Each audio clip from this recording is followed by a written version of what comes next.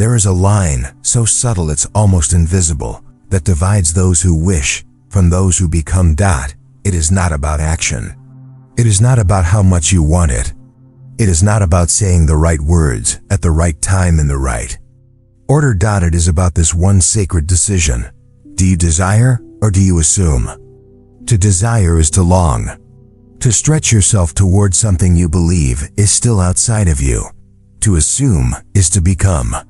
To take it now.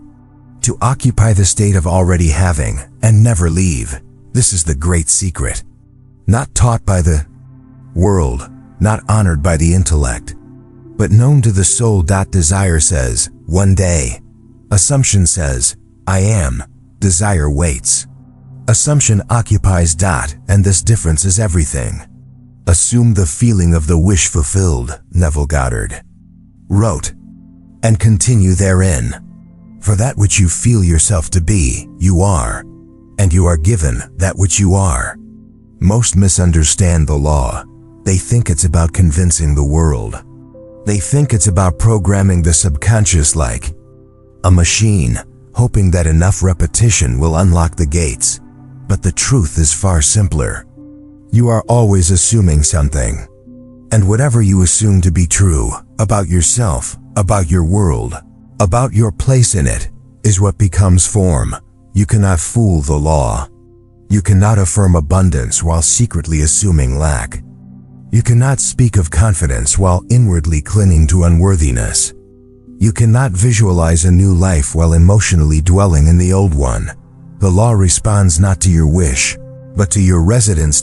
It responds to the state you live in, not the one you visit in meditation, not the one you script in your journal, but the one you fall asleep in, the one you breathe from, the one that feels most natural to you.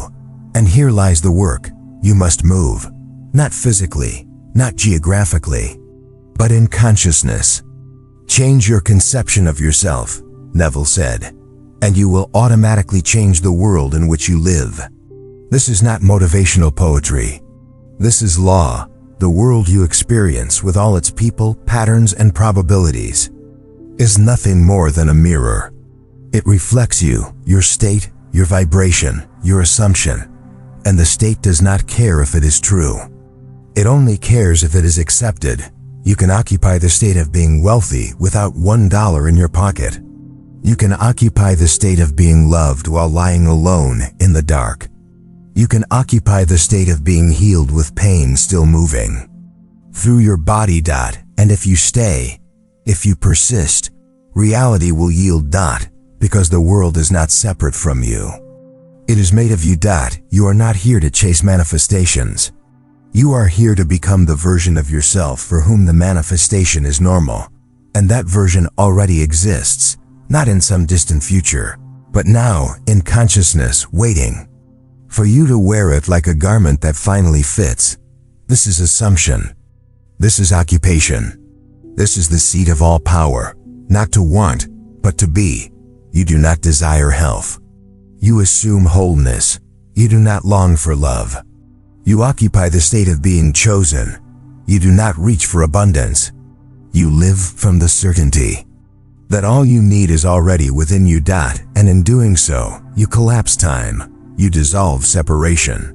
You step out of hoping and into knowing, and knowing changes everything. A state is not a mood. It is not a passing emotion. It is not the surface noise of the moment. A state is a dwelling place in consciousness. It is an atmosphere, a lens, a hidden script running behind your every action, every thought, every breath. And whether you know it or not, you are always in a state. Some live in the state of waiting, of wishing, of proving. Others dwell in the state of wholeness, of completeness, of peace. You cannot add a new life to an old state. You must change the state itself. Neville said. To be transformed, the whole basis of your thoughts must change. But your thoughts cannot change unless you have new ideas, for you think from your ideas. And the most powerful idea you can accept is this: you are already that which you seek, not by trying to get it, not by obsessing over how, but by assuming it now and trusting that the state contains within itself the pattern of fulfillment. Just as the seed contains the tree, the state contains the world that matches it. But most people don't realize this. They try to visualize results, when what they really need is to step into the version of self that makes those results inevitable. You do not need to manifest things. You need to embody the one for whom those things are natural. And that embodiment begins with feeling. Not emotion, not performance, but the subtle vibration of already-ness. Ask yourself, if it were already done, how would I feel? How would I breathe? How would I walk through the world? Would I still chase? Would I still doubt? Would I still fear silence? Or would I rest? Would I move through life with the quiet confidence of one who no longer has anything to prove? This is what Neville meant by feeling is the secret. Because feeling is not decoration, it is the substance of the state itself. And every feeling is a prayer. Every state is a doorway. Every assumption is a portal to a parallel world, one that already exists, waiting for you to enter and claim it as home. You do not knock. You do not beg.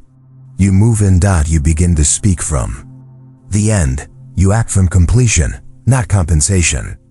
You make decisions from wholeness, not lack. And the world rearranges, not to reward your effort, but to reflect your new address in consciousness.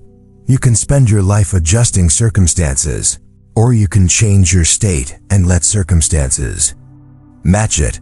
This is the simplicity most overlook, the power most ignore, the truth that renders all technique unnecessary once it is known. So pause. Ask yourself, what state am I living from? What am I assuming to be true without even realizing it? Do I assume life is hard, that people let me down, that good things are rare, that I must work endlessly to deserve what I want? Then that is the world I live in. But what if I assume something else? What if I dare to believe it's easy, that I am chosen, that I am safe to receive without suffering first? This is not delusion. This is selection. You are not here to find truth. You are here to choose it. And whatever you choose, life will mirror back to you, not to punish, not to test, but because it has no choice. Your assumption is the mold, and reality will pour itself into it without resistance. What if it didn't happen? What if it was never said? What if the wound you carry is no longer part of your script? You can change the past, not the event, but the meaning, the impression, the state you accepted in response. This is the forgotten gift of assumption. You can revise, and when you revise, you are not denying what happened. You are reoccupying who you truly are, beyond the moment that once shaped your identity. You are reclaiming the state that was stolen by trauma, by rejection, by fear. Neville taught, revision is of greatest importance when you begin to use the law. Call to mind the event, rewrite it, and then fall asleep in that rewritten scene until it takes on the tones of reality. Why sleep in it? Because when you sleep, you surrender the mind, and the deeper self takes over. And it is the deeper self that is the true creator. You cannot revise from willpower. You revise from assumption, from a soft but unwavering knowing, this is who I am now. And you persist. You don't beg the world to catch up. You don't argue with reality. You simply assume, feel, and stay. Faith, true faith is not hoping it will work. It is not even needing it to prove itself. It is resting in the knowing that the law is always working, because the law is you. You are the operant power. You are the cause. You are the selector of states, the inhabitant of infinite outcomes. And whichever state you make home will show itself in form, in time, with precision. But this is the part most people miss. Faith is not waiting. Faith is living. You do not pause your life for manifestation. You live inside it, now. You walk through your days as the one who already has. You smile at the mirror, not because something arrived, but because you already did. You no longer react to the world like you used to, because you're no longer the self you used to be. When the phone doesn't ring, you don't panic. When the bank balance dips, you don't flinch. You are not worshiping evidence. You are radiating it from within. This is what it means to live the law, not as theory, not as something you try when you remember, but as the framework of your being. You wake up in the state. You walk in the state. You speak love, rest, and create from the state. And everything else, the people, the emails, the messages, the invitations, the changes, they show up not to give you something new, but to match what you already are. This is the stillness that moves mountains. This is the effortless power of already. Not later, not eventually, now. So revise your past, occupy your end, and stop treating the law like a tool. It's not a tool. It's your nature, and when you stop using it and start being it, the line between assumption and reality disappears. Because they are one and the same. To occupy the state, you must leave behind the self that wants it. This is the paradox of transformation. You cannot bring your old identity with you. You cannot carry your doubts and definitions across the threshold into the world of fulfilled assumption. You must let a version of you die. Not in pain, but in peace. The peace that comes when you realize you were never that limited self to begin with. You were never the one who always struggles. Never the one who's unlucky in love. Never the one who's too late, too old, too broken, too behind. That was just a state, an outfit in consciousness you wore long enough that it started to feel like skin. But it was never your essence. And now you shed it. Not with force, not with resistance, but with the quiet boldness of someone who knows, I am not that anymore. Neville said, man must be willing to die to that which he is before he can become that which he desires to be. This is the real secret, not affirmations, not vision boards, not effort, but identity shift. And identity is not changed through repetition alone. It is changed through embodiment. You begin to walk differently, think differently, feel differently, not because someone told you to, but because you have assumed a new position in consciousness. And now, the world must bow. You are no longer playing the role of the one waiting for results. You have become the source. You do not act as if. You act as is. There is no longer a gap between who you are and what you desire. There is only being, and that being is magnetic, because nothing attracts faster than no need, and nothing creates faster than no resistance. When you fully occupy the state, you don't chase. You don't prove. You don't ask when. You simply exist with the same calm a tree has when it grows. It does not hustle. It does not question its right to rise. It simply responds to the season it's in. And when you've shifted into the season of fulfillment, your life responds, not with fireworks, not always with lightning, but with quiet inevitability. The people show up. The opportunities emerge. The circumstances align. Because the you who once didn't have is gone. And in your place stands someone who never needed to chase, only to remember, you do not have to explain it. You do not have to convince anyone. You just live it, softly, consistently, naturally. And the world adjusts. This is embodiment. This is effortless cause. This is the place where manifestation is no longer a practice. It is a consequence of who you are. You no longer manifest love. You are love, and so it cannot help but find you. You no longer attract abundance. You are abundance, and so it begins to orbit your presence like gravity. You no longer seek healing. You are whole, and the body remembers. This is the deepest shift, when you stop trying to use the law. Because you've become the law in motion. You've stopped trying to impress reality, because you've realized you're the one writing the script. And from this place, life is no longer a chase. It's a mirror. There is a moment when the questions fall silent, when the search dissolves, When even the desire to manifest fades, not because you've given up, but because you've finally become. This is the end of effort. Not because the world changed, but because you did. You stopped trying to assume, and you began to live from assumption. Not like a technique, but like a heartbeat. Natural, unquestioned, effortless. This is the power of embodiment. When the state is not something you visit, but the air you breathe, you no longer need to affirm, "I am wealthy." You no longer chant, "I am loved." You no longer visualize your dream life every morning to make it happen, because it already is.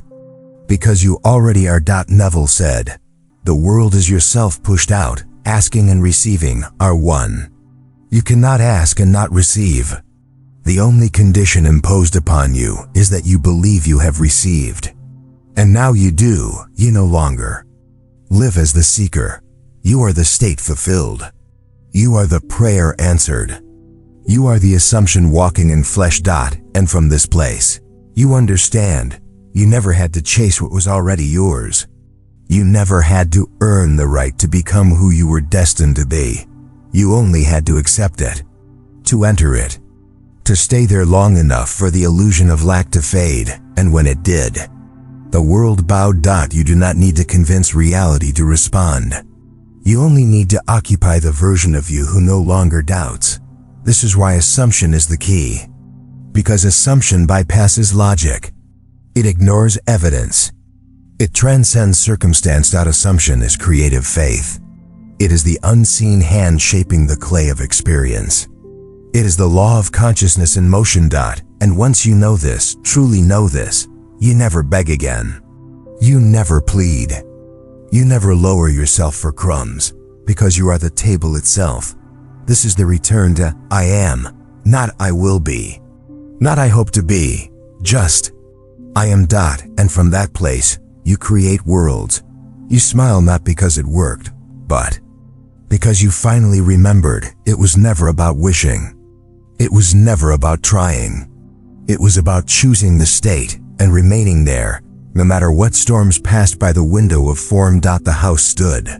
Because the foundation was no longer shaken. This is what it means to live from the end. To occupy the state. To walk as one who knows. So now, the journey is not forward, but inward. To deeper knowing. To quieter power. To softer faith. To the embodiment of one eternal truth. You were never the one searching for the light. You are the light, and the moment you occupy that, the world becomes luminous. Not because you made it that way, but because you finally looked through the eyes of the version of you who never had to become anything at all. Because they already were.